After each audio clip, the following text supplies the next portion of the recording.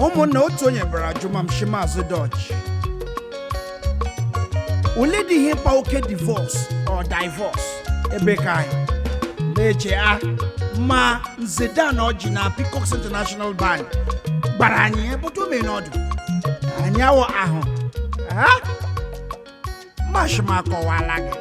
Ayamma. Etopuzo do anyodu. Omi omache achineke. Omi ojoche achineke. Owa Égwu Mgbashirikọ. Waida shamadem. Hey.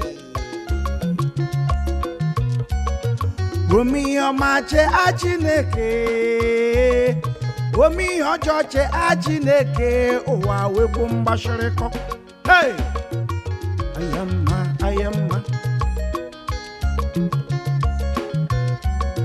Égwu mapepa leli anya gelu igamma.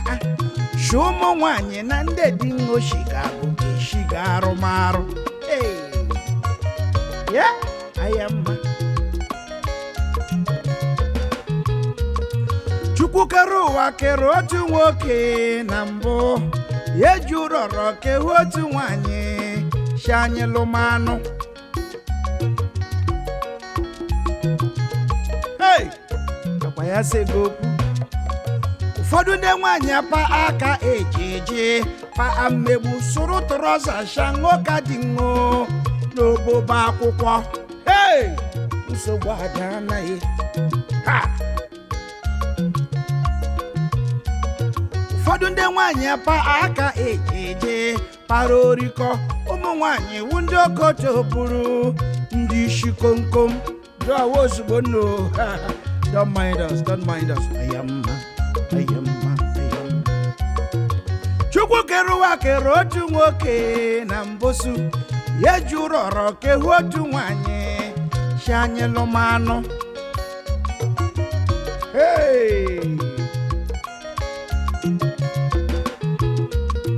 Fọdụ ndị nwanyị pa aka ejeje pa amegbu soro nwanyị wundoko ovuru.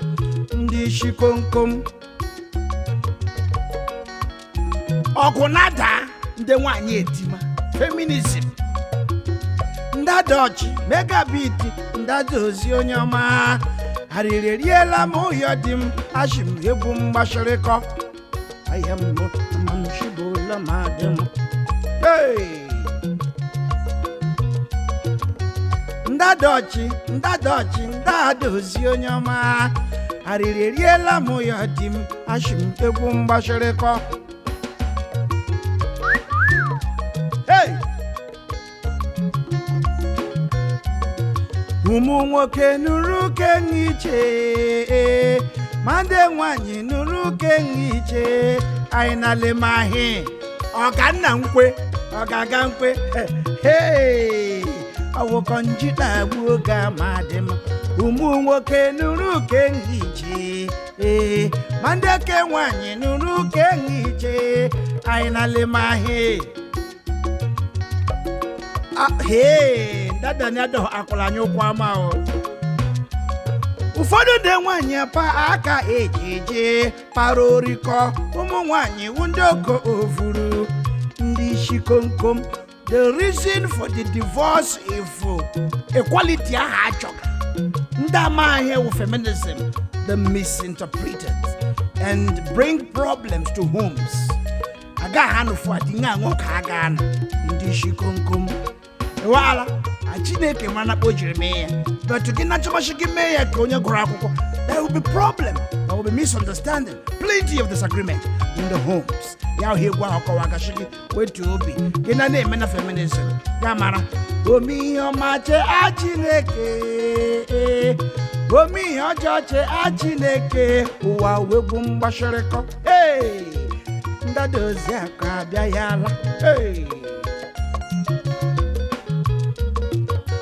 Ndadochi megabiti ndadozi onye ọma.